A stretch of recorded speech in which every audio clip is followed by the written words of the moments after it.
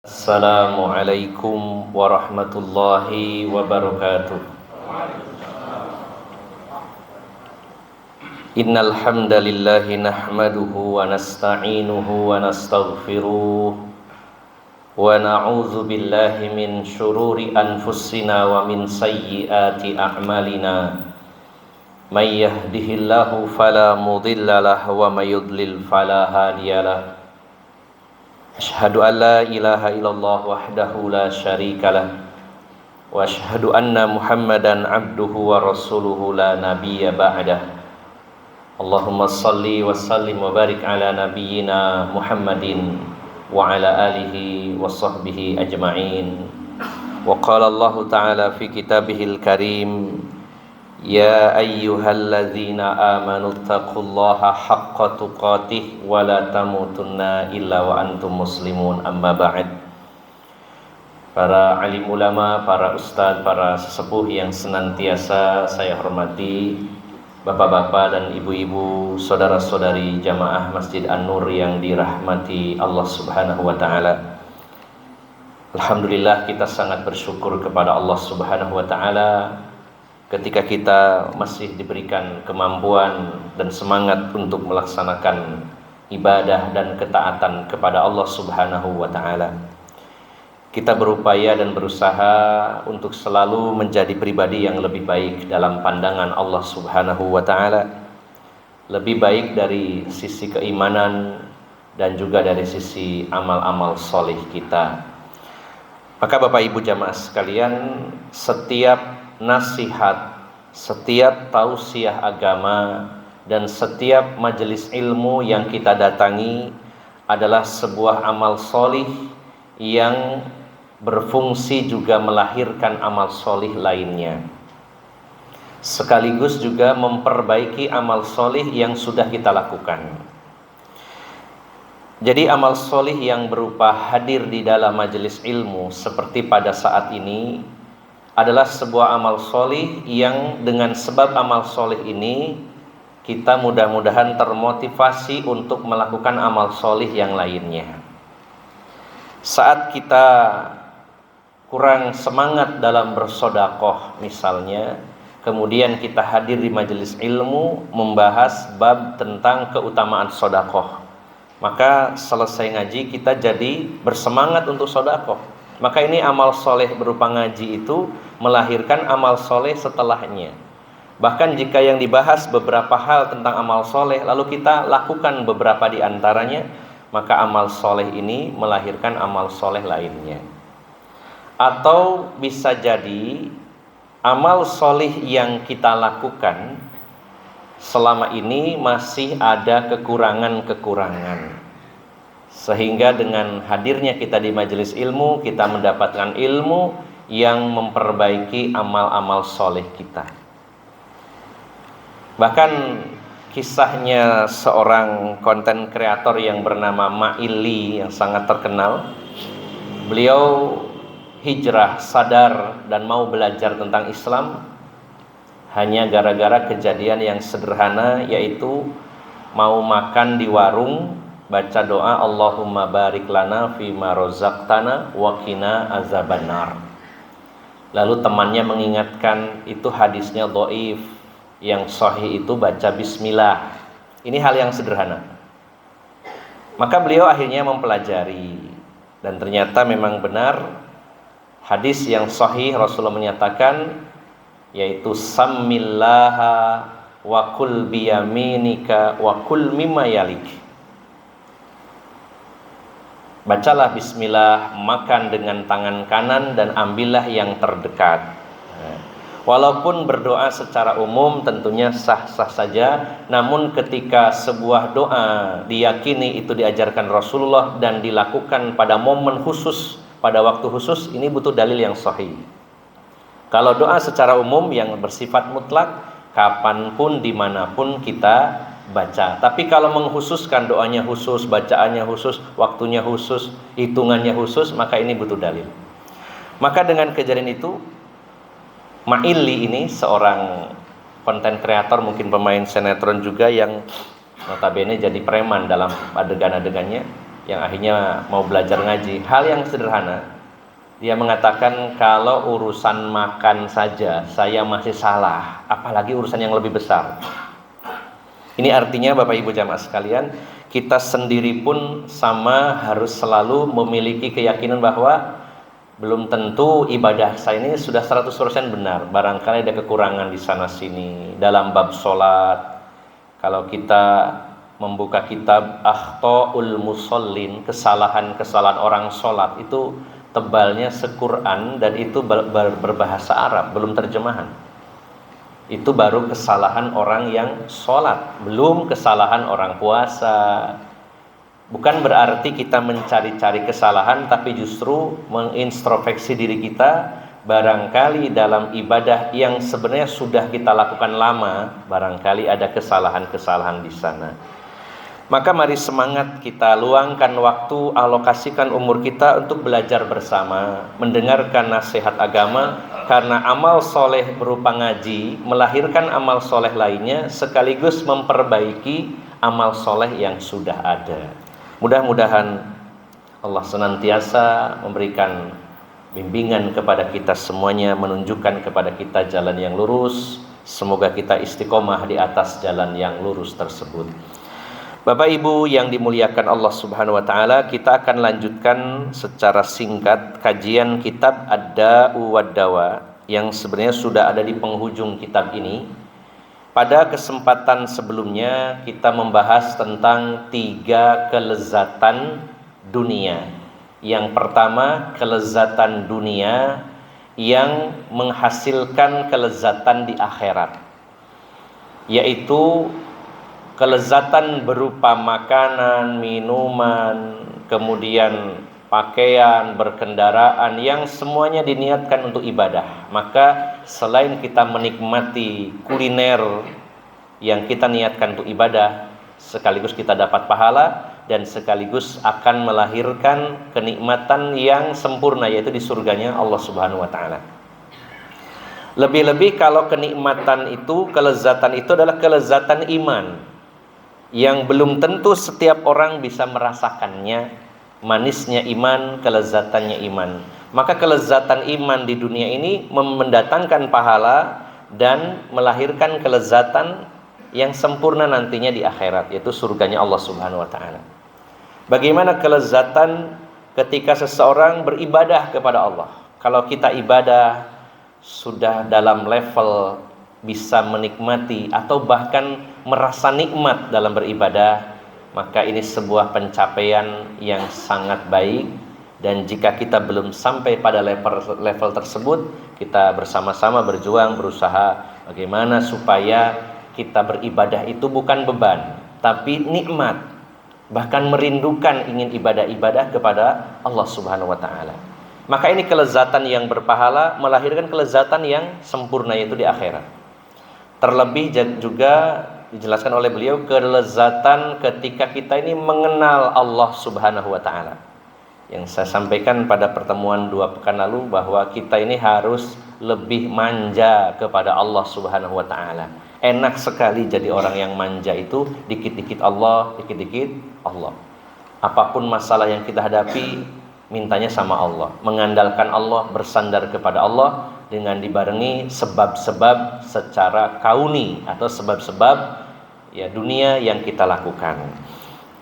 Ini yang pertama, kelezatan di dunia yang berpahala dan melahirkan kelezatan di akhirat. Yang kedua, kelezatan yang menghalangi seseorang mendapat kelezatan di akhirat, yaitu dengan maksiat dan berbuat dosa. Ada orang yang menikmati maksiat, menikmati dosa, tenggelam dalamnya, kemudian ini terhalang orang tersebut dari nikmat yang seharusnya dia dapatkan di surganya Allah. Dan yang terakhir, yang ketiga adalah kenikmatan yang tidak menyebabkan kita mendapatkan kenikmatan di akhirat, tapi juga tidak menghalangi kita mendapatkannya. Perkara-perkara mubah yang tidak berpahala dan tidak berdosa, baik dilakukan ataupun tidak ada masalah. Namun dalam hal ini kita harus memilih dan memilah mana perbuatan-perbuatan yang kita mungkin menikmat merasakannya, Jangan sampai itu adalah hal-hal yang sia-sia, apalagi sampai melalaikan kita. Maka kita alihkan perbuatan-perbuatan yang tidak berpahala menjadi perbuatan-perbuatan yang berpahala. Ini sudah kita bahas pada pertemuan 2 pekan yang lalu. Selanjutnya di halaman yang ke-262, faslun hubbuz zaujati min kamalil hubbi. Hubbuz zaujati min kamalil hubbi. Cinta kepada istri adalah cinta yang paling sempurna.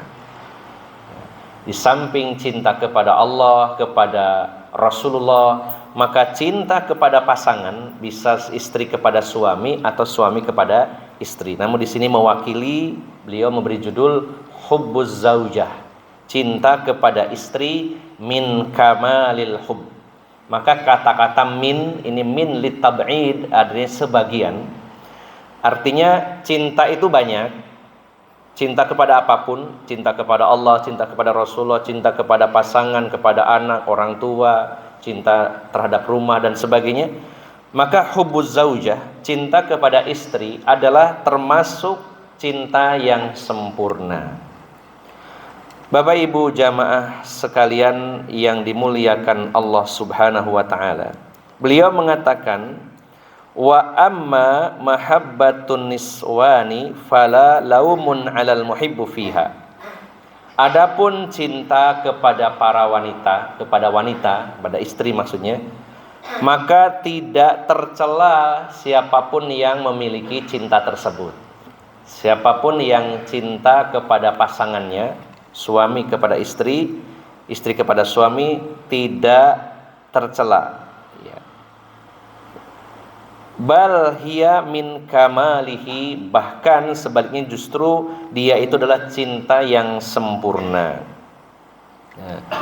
Maka Allah Subhanahu wa taala telah menyebutkan di dalam firman-Nya, ada rekomendasi bahwa cinta kepada istri ini adalah cinta yang termasuk cinta yang sempurna. Allah berfirman, wa min ayatihi an khalaqalakum min anfusikum azwaja litaskunu ilaiha wa ja'ala bainakum mawaddatan wa rahmah inna fi dzalika laayatil liqaumi yatafakkarun. Di sini ada yang kita garis bawahi, kata khalaqa dan ja'ala sering diartikan mirip padahal artinya berbeda. Khalaqa menjadikan, menciptakan, ja'ala menjadikan, membuat.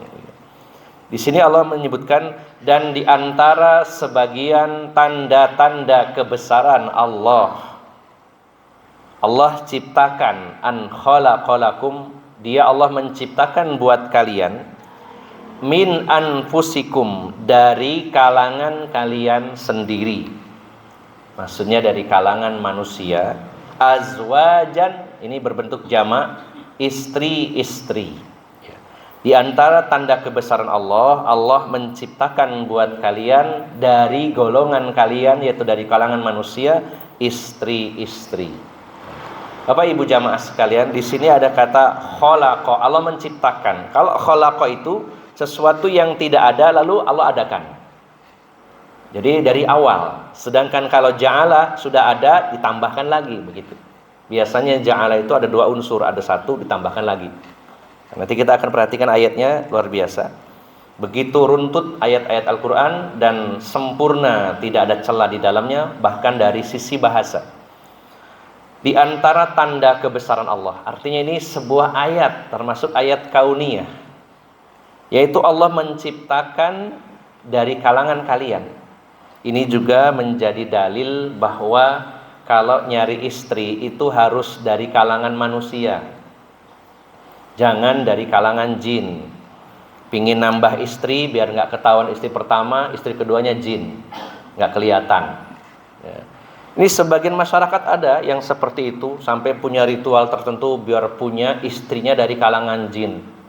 Itu real ada Bapak Ibu jamaah sekalian. Sampai ada, ini benar-benar terjadi ya, seorang pasien datang ke salah satu, ini saudara saya biasa meruqyah.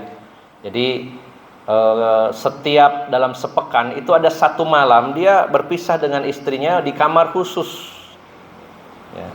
Dan ketika ditanya, "Terus bagaimana melakukannya?"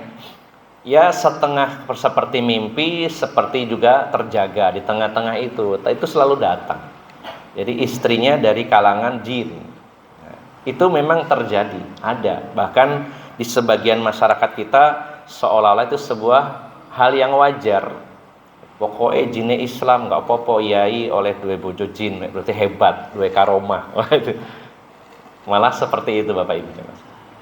Padahal ayatnya sebenarnya ini secara tersirat menjelaskan kepada kita, kalau nyari istri harus min anfusikum, dari kalangan kalian, dari kalangan manusia. Makanya sebagian orang mengatakan kalau milih istri yang pertama dilihat kakinya, ngawang apa enggak. Ngawang, oh jadi rapi. Harus dari kalangan kita. Ini sebagai dalil sebenarnya. Walaupun tidak secara tegas nikahilah manusia, tapi Allah menyatakan, Allah di antara tanda kebesarannya itu adalah menciptakan dari kalangan kalian, dari kalangan manusia, azwaja, yaitu istri. Dengan kata lain, para ulama menafsirkan bahwa tidak sah nikahnya seorang manusia dengan selain manusia, tidak boleh, tetap hukumnya haram. Ketika pasien tadi itu ditanya oleh ustadznya, gimana ini di ruqyah, ya mau dijauhkan sama jinnya yang itu, mikir sih an, koyo aneh kok ayu jinnya, mikir, bisa dilepas, nggak boleh, tepatnya di ruqyah supaya bisa terlepas dari gangguan itu.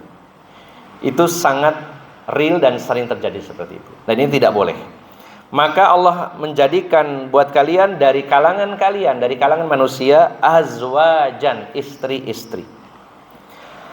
Litas kunu, nah ini alasannya Allah ciptakan adanya istri-istri.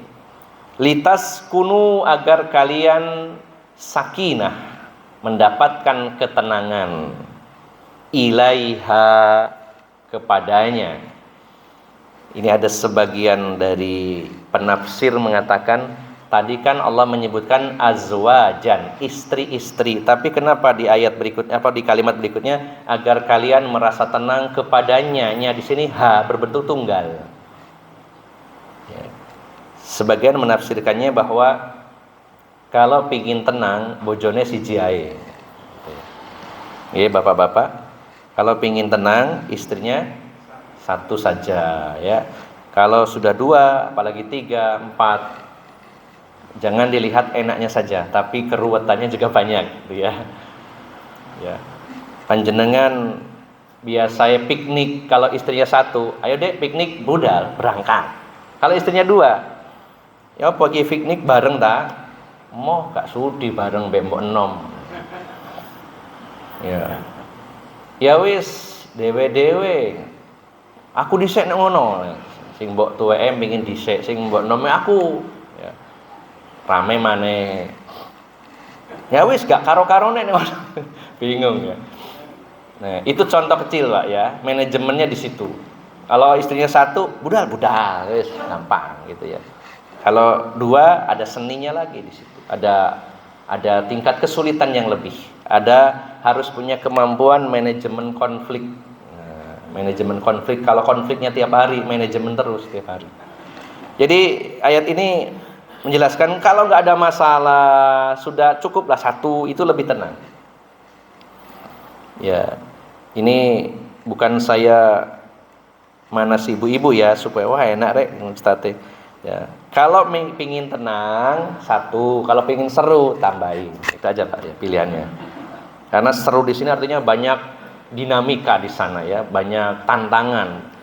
Jadi orang yang nikah lebih dari satu dan dia mampu mengatur, mengelola, mengayomi, itu luar biasa. Laki-laki yang sangat langka. Karena kebanyakan nambah istri ruwet gitu ya, tidak bisa ngatur, tidak bisa bagi waktu, tidak adil. Ya, kemudian banyak percekcokan dan sebagainya, ya, itu berarti tidak mudah. Maka jika ada yang mampu, apalagi sampai 4 dan mampu, itu laki-laki yang hebat. Jangan kita pandang sebelah mata, justru dia orang yang diberi kemampuan lebih dibandingkan laki-laki biasa. Baik, ayat ini menjelaskan bahwa kenapa Imam Ibnu Qayyim mengatakan cinta kepada istri adalah sempurna, di antara kesempurnaan cinta. Karena ini termasuk di antara tanda kebesaran Allah Subhanahu wa taala. Dan Allah jadikan istri itu litas kunu ilaiha, agar sakinah kepadanya. Wa ja'ala bainakum. Nah, setelah ada baru Allah jadikan. Jadi ja'ala ini sesuatu yang sudah ada lalu ditambahkan. Setelah Allah menciptakan buat kalian pasangan-pasangan dari kalangan kalian agar kalian merasa tenang, maka Allah jadikan di antara kalian mawaddatan warahmah. Mawaddah warahmah. Dua hal sekaligus. Hubungan antar suami dengan istri, artinya ikatan pernikahan antara suami istri itu mengandung dua unsur ini, mawaddatan warahmah. Mawaddah dari kata wadda, yawaddu, wuddan. Sedangkan rahmah dari kata rahimah. Nah, sebagian ulama membedakan bahwa mawaddah itu cinta yang berkaitan orientasinya dengan fisik. Sedangkan rahmah non fisik, ya, kasih sayang yang tidak melibatkan unsur fisik, dan itu tetap ada. Maka biasanya pasangan suami istri itu ketika awal-awal pernikahan mantennya niku mawaddahnya lebih besar daripada rahmahnya karena berorientasinya kepada fisik. Tetapi kalau sudah pengantin lawas, sudah di atas 30 tahun gitu ya, mawaddahnya itu menurun karena berkaitan dengan fisik. Fisiknya sudah menurun, otomatis mawaddahnya menurun. Maka banyak yang tidak mampu memanajemen, kok mawaddah saya turun berarti harus nyari mawaddah yang lain. Nah, itu kebanyakan begitu. Aku mawaddahku kok turun ya, daya tariknya turun, terus cari mawaddah yang lain. Nah, sebenarnya harus idealnya adalah mawaddahnya menurun, rahmatnya ditampani, istilahnya ditampani rahmat. Rahmatnya semakin besar, semakin besar, semakin besar. Biasanya rahmat itu didukung adanya akhlak. Artinya Bapak Ibu jamaah sekalian, kita baik sebagai suami atau ibu-ibu sebagai istri harus menyadari bahwa secara fisik itu pasti menurun. Pasti. Walaupun pakai skincare, walaupun di klinik kecantikan, walaupun tidak bisa menolak tua, akan menurun. Maka kita harus menyadari, iya ya, kita ini sebagai laki-laki, sebagai suami, fisiknya akan menurun. Begitu pula ibu-ibu, fisiknya akan menurun, daya tariknya akan semakin pudar.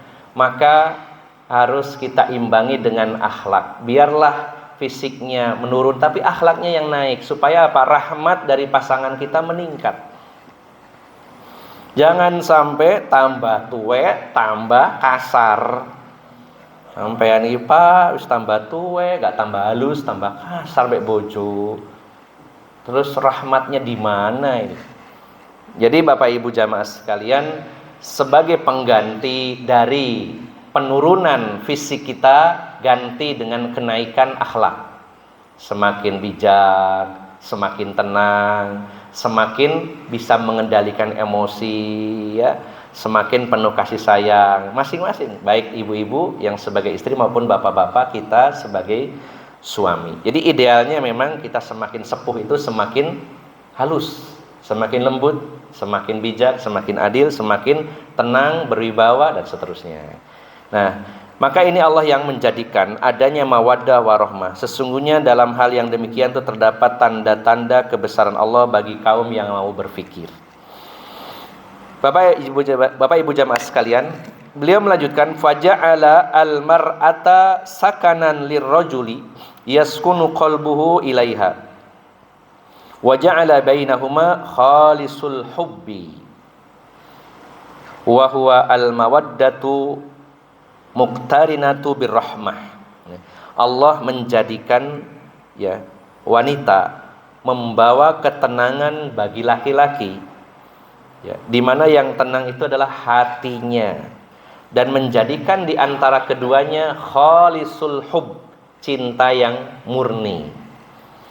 Dan cinta itu adalah cinta yang dikhususkan, artinya ada tambahan ya berupa rahmat, kasih sayang. Maka Bapak Ibu jamaah sekalian, dalam Islam cinta yang bersih, yang suci adalah cinta yang dijalin dari ikatan yang kuat, yaitu berupa pernikahan. Maka sebenarnya banyak penjabaran dari beliau bahwasanya ketika seorang manusia secara naluri dan wajar manusia mencintai lawan jenisnya, maka diobati rasa rindunya, kasmarannya, cintanya itu dengan menikah. Maka jika sudah menikah, maka itu adalah cinta yang bersih. Alangkah nyaman dan tenangnya dua orang yang saling mencintai lalu diikat dengan pernikahan. Nah, yang sering terjadi Bapak Ibu jamaah sekalian, terutama yang muda-muda, ini sayangnya yang mudanya jarang, sudah mantan pemuda rata-rata. Tapi jika ada yang muda, hari ini bahkan dari beberapa dekade ini banyak sekali pengaruh-pengaruh buruk dari tontonan, ya, yang ini merupakan bentuk propaganda dari musuh-musuh Islam, seringkali menampilkan adegan-adegan cinta dua sejoli yang belum menikah, seolah-olah indah begitu.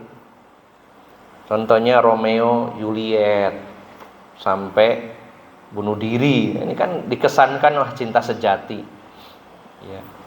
Julietnya meninggal, kemudian Romeo-nya lihat loh, Juliet kok meninggal, dia bunuh diri, ikut bunuh diri. Kemudian setelah bunuh diri ternyata Julietnya tidak meninggal, tapi sudah kadung mati, ikut mati juga. Dikesankan itu adalah hubungan yang indah. Belum lagi ada lagi film Titanic gitu ya, Titanic gitu ya. Cinta padahal itu bukan cinta sejati, bukan pasangan suami istri. Sehingga akhirnya ditiru oleh para remaja yang pacaran sampai 5 tahun, 7 tahun berpacaran, runtang-runtung, bareng kemanapun, berduaan. Begitu nikah sudah bosen, ya. Begitu nikah tinggal bosennya, jadi tidak lama kemudian pisah. Nah, ini yang terjadi banyak seperti itu. Maka Islam mengajarkan keindahan dalam hal urusan cinta dengan adanya pernikahan. Dan pernikahan ini satu di antara 3 janji suci yang disebutkan di dalam Al-Quran sebagai mitsaqon ghalidz, yaitu janji yang sangat kuat. Allah pernah mengikat perjanjian dengan Bani Israel bahwa mereka tidak akan menyembah selain Allah. Dan disebutkan dalam Al-Quran dengan kata mitsaqon ghalidz.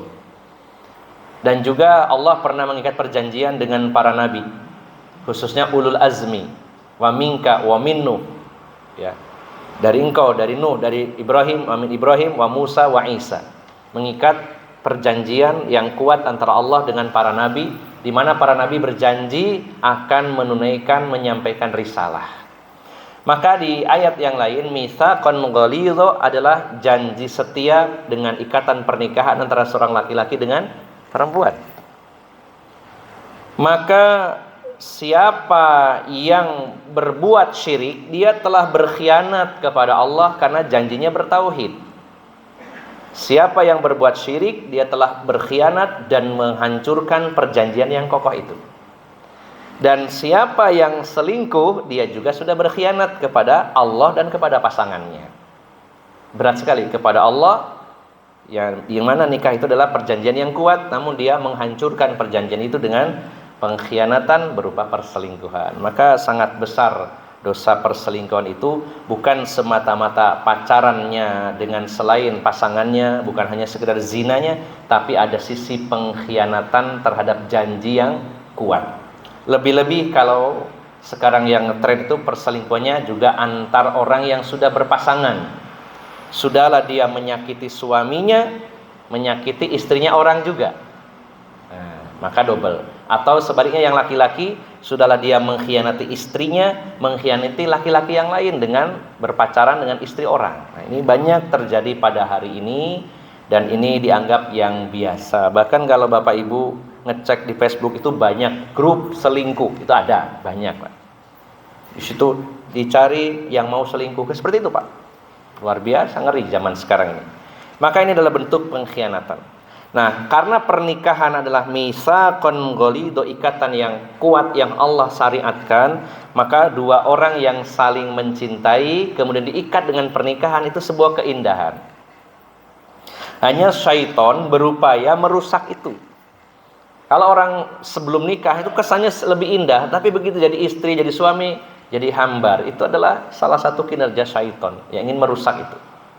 atau karena maksiat yang sudah lama ya dengan pacaran tadi, sehingga pasangan suami istri sudah hambar. Nah, justru Bapak Ibu jamaah sekalian, bagi kita sebagai orang-orang yang beriman, maka berumah tangga, punya istri, punya suami, itu adalah ikatan yang Allah syariatkan yang membawa keindahan. Bagaimana tidak indah dua orang yang saling suka, saling mencintai, yang tadinya haram jadi berpahala, diikat dengan pernikahan.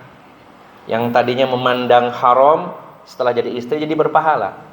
Kalau dulu sebelum dinikah itu pegang haram, sekarang pegang dan malah berpahala.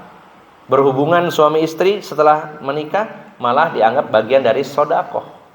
Nah, maka beliau dengan tegas mengatakan bahwa pernikahan adalah ikatan cinta yang khalisul hub, cinta yang bersih dan murni, karena dua orang yang saling mencintai, menyayangi, diikat dalam ikatan yang suci, yaitu berupa pernikahan yang Allah syariatkan. Bapak Ibu jamaah sekalian yang dimuliakan Allah Subhanahu wa taala, maka secara asal para laki-laki terutama itu sangat tergoda dengan perempuan melebihi tergodanya dengan yang lainnya. Dulu para ulama sampai mengatakan, sebagian ulama, seandainya saya disuruh menjaga sebuah villa yang penuh dengan harta, saya pasti bisa menjaganya dengan amanah, tidak sampai mengganggu, mengambil barangnya. Kami mengatakan, seandainya saya disuruh menjaga sebuah rumah mewah yang perabotannya banyak, bahkan ada emasnya dan sebagainya, demi Allah, aku sanggup menjaganya dan tidak sampai menyentuhnya. Tapi aku tidak sanggup kalau disuruh menjaga seorang wanita walaupun budak yang hitam. Walaupun wanita yang hitam, tetap bagi saya lebih menarik dari apapun. Itu perkataannya para ulama, menunjukkan beratnya ujian bagi para laki-laki, dan ujian itu adalah dari wanita. Maka dengan menikah dia bisa menunaikan, memenuhi semua keinginannya dengan halal. Maka luar biasa pernikahan itu. Makanya Rasulullah SAW dalam hadis riwayat Bukhari, beliau bersabda dalam hadis Jabir dari Nabi SAW, anin Nabi SAW annahu ra'a imra'atan fa'ata Zainab faqada hajatahu minha. Rasulullah pernah keluar rumah melihat seorang wanita yang cantik, menakjubkan. Maka Rasulullah langsung pulang, kemudian bertemu dengan salah satu istri beliau yaitu Zainab, dan beliau memenuhi hajat beliau, artinya berhubungan suami istri. Maka Rasulullah setelah itu bersabda, innal mar'ata takbulu fi surati syaitonin wa tadbiru fi surati syaiton, fa idza ra'a ahadukum imra'atan fa a'jabathu falyati ahlahu fa inna dzalika yaruddu ma fi nafsihi. Sesungguhnya wanita itu ya, ketika datang, maksudnya menuju kita, bagian depannya itu dalam suratus syaiton, dalam wujud syaiton, maksudnya itu menggoda. Jangan salah paham ibu-ibu, waduh aku diarani setan. Maksudnya itu sangat menggoda. Nah, setan itu kan pekerjaannya suka menggoda. Nah, maksud Rasulullah itu, sesungguhnya wanita kalau datang menghadap kita, ke arah kita dari arah depan, maka wujudnya dalam wujud syaiton, sangat menarik, sangat menggoda. Dan ketika dia pergi membelakangi kita, maka dia juga sangat menggoda. Bagi laki-laki itu dari arah manapun, wanita itu menggoda. Tanya sama para bapak, pasti menggoda. Dari arah manapun Pak ya, mau dilihat dari samping, dari depan, dari belakang, dari arah manapun, wanita itu sangat menarik. Maka kata Rasulullah, jika salah satu di antara kalian bertemu dengan seorang wanita yang menakjubkan kecantikannya dan fisiknya sangat bagus, ya namanya juga keluar rumah Pak, apalagi zaman sekarang ini, dimanapun bapak-bapak pasti ketemu dengan wanita. Mau di perempatan jalan, mau di pasar, di toko, dimanapun, di terminal, di bandara, ya, pasti akan ketemu dengan wanita. Bahkan banyak yang cantik, banyak yang menggoda, pakaiannya juga serba terbuka, ini godaannya lebih besar.